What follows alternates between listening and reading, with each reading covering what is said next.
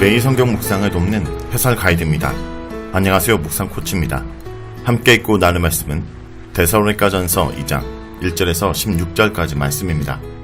바울을 데살로니가에서 쫓아낸 유대인들은 바울이 급히 떠난 것을 문제 삼아 바울에 대해 중상모략했습니다.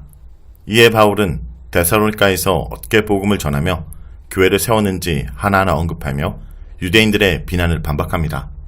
1절에서 6절 읽겠습니다. 형제들아, 우리가 너희 가운데 들어간 것이 헛되지 않은 줄을 너희가 친히 아나니, 너희가 아는 바와 같이 우리가 먼저 빌립보에서 고난과 능욕을 당하였으나 우리 하나님의 힘입어 많은 싸움 중에 하나님의 복음을 너에게 전하였노라. 우리의 겉면은 간사함이나 부정에서 난 것이 아니요 속임수로 하는 것도 아니라 오직 하나님께 옳게 여기심을 입어 복음을 위탁받았으니, 우리가 이와 같이 말함은 사람을 기쁘게 하려 함이 아니요 오직 우리 마음을 감찰하시는 하나님을 기쁘시게 하려 함이라. 너희도 알거니와 우리가 아무 때에도 아첩하는 말이나 탐심의 탈을 쓰지 아니한 것을 하나님이 증언하시니라. 또한 우리는 너희에게 쓰든지 다른 이에게 쓰든지 사람에게서는 영광을 구하지 아니하였노라. 1절에서 6절은 부정을 통한 변호입니다. 바울과 그의 동력자들이 이전에 데살로니가에서 행한 사역을 변호하고 있습니다. 그들의 동기는 돈벌이나 사람의 명예를 얻기 위한 것이 아니었습니다. 밤낮이라며 성도들을 섬긴 것을 가족 메타포를 사용하여 유순한 어린이, 어머니, 아버지의 모습으로 소개합니다. 그들의 겉면의 목표는 그들이 하나님께 합당한 삶을 살아가는 것이었습니다. 바울은 데살로니가에서 오기 전에 먼저 빌립보의 복음을 전했습니다. 귀신 들린 여종에게서 귀신을 쫓아낸 후에 바울 일행은 공중 앞에서 매를 맞고 옥에 갇히는 고난을 겪습니다. 바울은 이것을 고난과 능력으로 표현하고 있습니다. 이러한 고난이 바울의 사역을 중단하게 할 수 없었습니다. 데살로니가에서 와서도 대적자들의 방해 속에서 복음을 전했습니다. 상황이 쉽지 않음을 많은 싸움 중에 복음을 전했다는 말에서 알 수 있습니다. 바울의 힘을 얻을 수 있었던 근원은 하나님입니다. 바울은 하나님의 복음을 전하는 자였고 우리 하나님의 안에 있었기 때문에 고난과 능력과 많은 싸움 중에 있어도 하나님의 복음을 전하는 자는 하나님 안에서 능히 감당할 수 있는 힘을 얻게 되고 그 일은 결코 헛되지 않았습니다. 바울은 자신의 복음 전파 사역에 오류가 없으며 그 사역은 순수한 동기에서 나온 것임을 밝힙니다. 데살로니가 성도들을 속이려는 행동도 아니었다고 말합니다. 본문에서 간사함은 바울의 겉면에 잘못이 없음, 즉 오류가 없음을 뜻합니다. 잘못된 복음을 가르치지 않았을 뿐 아니라 동기 역시 순수했습니다. 부정한 동기로 그들을 속여 무언가를 취하려는 사역이 아니었음을 분명히 합니다. 바울은 하나님의 시험을 통과하여 합당하다는 승인을 얻어 복음을 위탁받았습니다. 그러므로 하나님의 인정을 받아 복음을 맡은 자로서 그에 합당하게 말씀을 전했습니다. 이를 통해 바울은 사람을 기쁘게 하지 않고 하나님을 기쁘시게 하려 했습니다. 바울이 자신을 시험하고 승인한 하나님을 마음을 감찰하시는 하나님이라고 한 것은 그에게 부정한 동기나 속임수가 없었음을 강조하는 것이며 데살로니가 성도들에게 그 하나님을 의식하고 하나님을 기쁘시게 하는 삶을 살라라는 감접적인 교훈을 준 것입니다. 바울은 아첨하는 말을 하지 않았습니다. 이것은 사람을 기쁘게 하지 않았다라는 사절의 주장과 일맥상통합니다. 그의 사역에 숨은 탐욕이 있었거나 탐욕이 사역의 동기가 되지 않았습니다. 그는 데살로니가 성도들이나 다른 사람들에게서도 영광, 즉 명예나 존경을 구하지 않았습니다. 바울의 이와 같은 모습은 이미 데살로니가 성도들에게 알려졌습니다. 데살로니가 성도들의 직접적인 지식에 근거해서 바울은 자신을 변할 뿐 아니라 하나님을 증인으로 제시합니다. 듣기 좋은 말로 사람들의 비위를 맞추지 않았고 재물이 사역의 동기가 아니었으며 인간의 명예를 추구하지 않았던 바울의 사역을 성도들도 알았고 하나님도 아셨습니다. 지금도 이렇게 사역하는 자들을 성도뿐 아니라 하나님이 보고 계십니다. 7절에서 12절 읽겠습니다. 우리는 그리스도의 사도로서 마땅히 권위를 주장할 수 있으나 도리어 너희 가운데서 유순한 자가 되어 유모가 자기 자녀를 기름같이 하였으니 우리가 이같이 너희를 사모하여 하나님의 복음뿐 아니라 우리의 목숨까지도 너희에게 주기를 기뻐함은 너희가 우리의 사랑하는 자가 됨이라. 형제들아, 우리의 수고와 애쓴 것을 너희가 기억하리니 너희 아무에게도 폐를 끼치지 아니하려고 밤낮으로 일하면서 너희에게 하나님의 복음을 전하였노라. 우리가 너희 믿는 자들을 향하여 어떻게 거룩하고 옳고 흠없이 행하였는지에 대하여 너희가 증인이요 하나님도 그러하시도다. 너희도 아는 바와 같이 우리가 너희 각 사람에게 아버지가 자기 자녀에게 하듯 건면하고 위로하고 경계하노니 이는 너희를 부르사 자기 나라와 영광에 이르게 하시는 하나님께 합당히 행하게 하려 함이라. 바울은 데살로니가 성도들에게 존경과 명예를 구할 수 있었습니다. 그리스도의 사도로서 말입니다. 그러나 바울은 그것을 내려놓았습니다. 이것은 6절에서 언급한 사람의 영광을 구하지 않았다는 말의 또 다른 표현입니다. 바울은 7절에서 자신을 세 가지로 묘사합니다. 그리스도의 사도, 유순한 자, 유모. 서두에서 자신의 사도직을 주장하지 않았던 바울은 7절에서 자신이 그리스도의 사도임을 밝힙니다. 그러나 자신의 사도적 권위를 내세우기 위함이 아니라 사람에게서 영광을 구하지 않았음을 변호하기 위해 사도임을 언급했습니다. 유순한 자는 젖먹이 아이를 기르는 어머니의 부드러움을 표현합니다. 그러나 만일 유순한 자가 아니라 어린아이가 원문이라면 바울은 5절에서 7절의 결론으로서 자신이 어린아이같이 순수했음을 주장하는 것으로 볼 수 있습니다.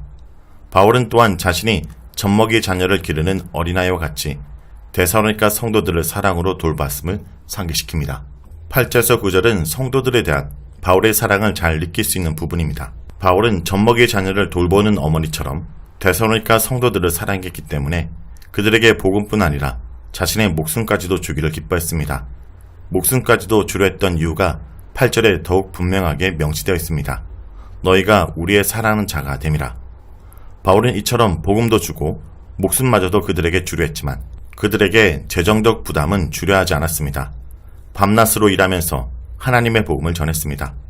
사도행전 18절에서 3절에 근거해 볼 때 바울은 천막 만드는 일을 하면서 복음을 전했을 것입니다. 일하면서 복음을 전했다라는 사실은 탐심에 탈을 쓰지 않았다는 5절의 말을 구체적으로 입증하는 것입니다. 바울의 사역의 동기와 진실성을 공격하는 자들에게 복음뿐 아니라 목숨까지 주려고 했다는 것, 일하면서 복음을 전했다는 것은 강력한 변호의 메시지입니다.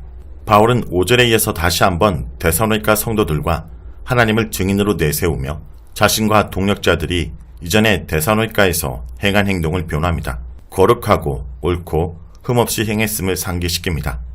거룩은 특히 하나님 앞에서 하나님을 기쁘시게 하는 삶으로 살았던 것을 강조하는 측면이 있고, 옳음은 데살로니가 성도들 앞에서 올곧게 행동했음을 강조하는 측면이 있습니다.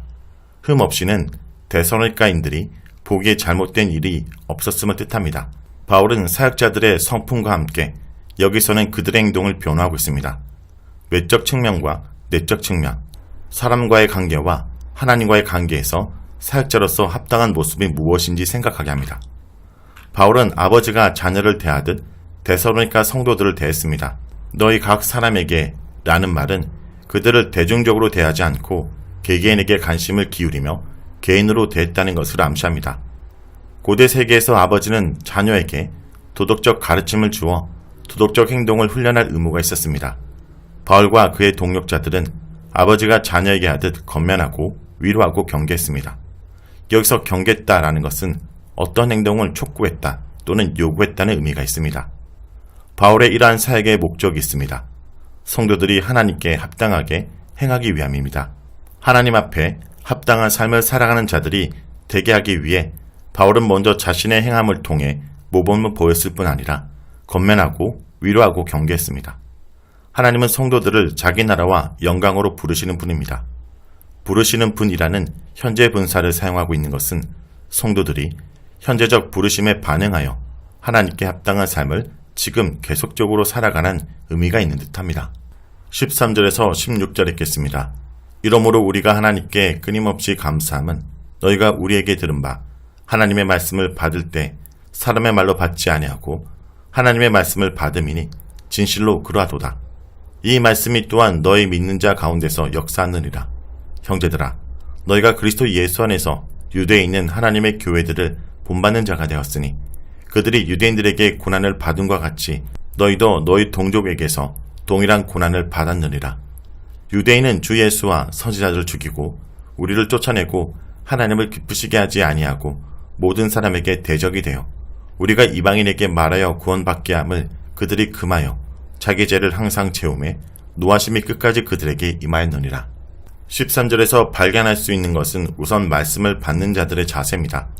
말씀이 선포될 때 사람의 말이 아닌 하나님의 말씀으로 받는 것입니다. 데살로니가 성도들처럼 말입니다. 그들이 하나님의 말씀으로 바울의 말을 받는 이면에는 전달자인 바울이 가진 말씀에 대한 확신이 있습니다.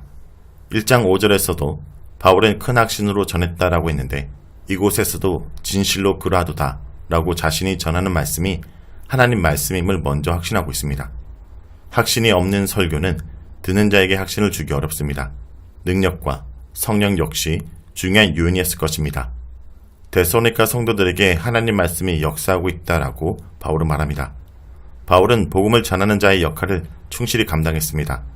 그들이 받은 말씀은 바울에게서 들은 말씀입니다. 신실하게 말씀을 전하는 자의 수고와 그 말씀을 인간의 말이 아닌 하나님 말씀으로 받는 사람들이 있을 때 말씀의 역사가 나타납니다.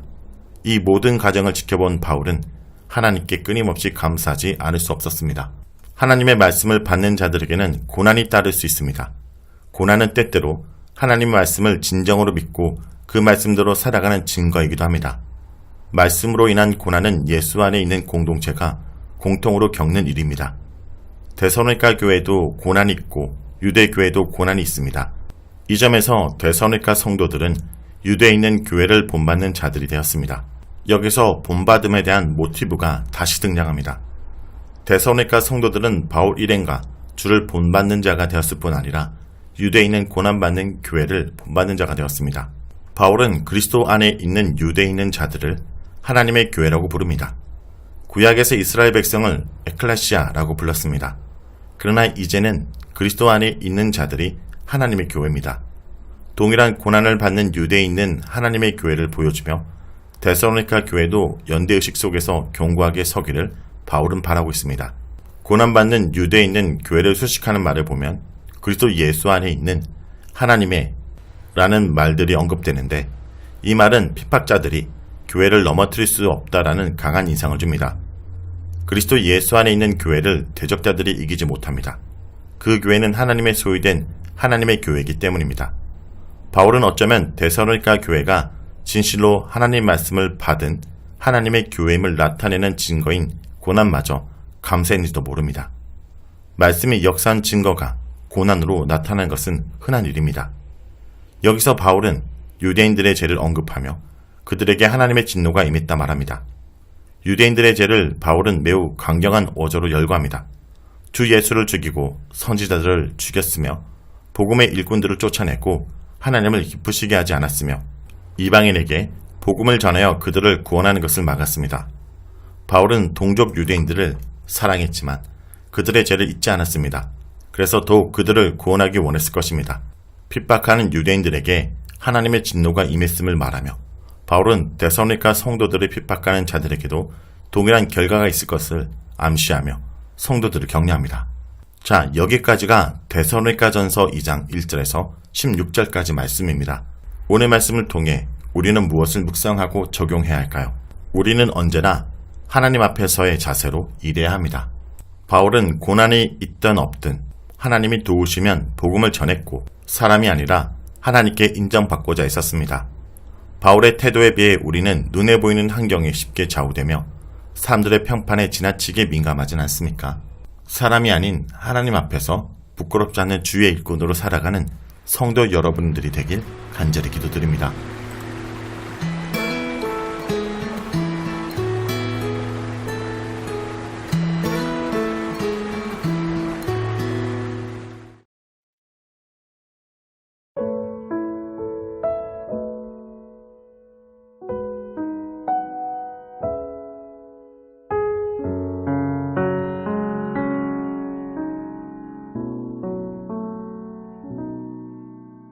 내 마음속 전부를 다시는 주님, 나 당신께 숨길 것 하나 없네. 주 보좌 앞에 나아가 다뢰니 모든 근심과 슬픔 사라지네.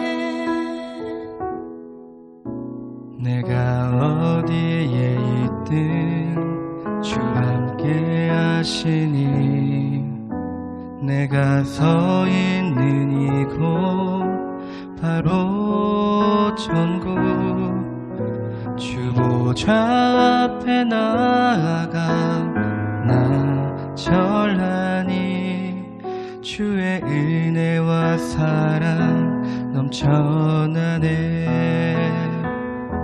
주 내 맘에 늘 계시고 나 주 안에 늘 거하니 이 놀라운 사랑 그 사랑 앞에 난 나아가 목소리 높여 찬양 드리네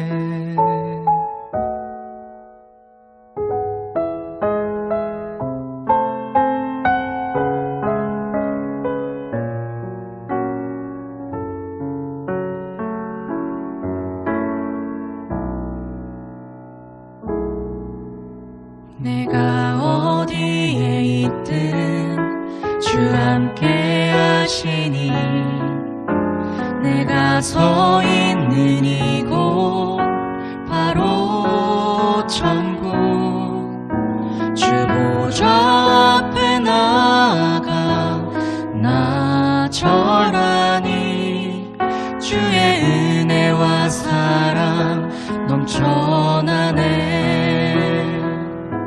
주 내 맘에 늘 계시고 나 주 안에 늘 거하니 이 놀라운 사랑 그 사랑 앞에 난 나아가 목소리 높여 찬양 드리네 주 내 맘에 늘 계시고 나 주 안에 늘 거하니 이 놀라운 사랑 그 사랑 앞에 나 나아가 목소리 높여 찬양 드리네 그네 보좌 앞에 나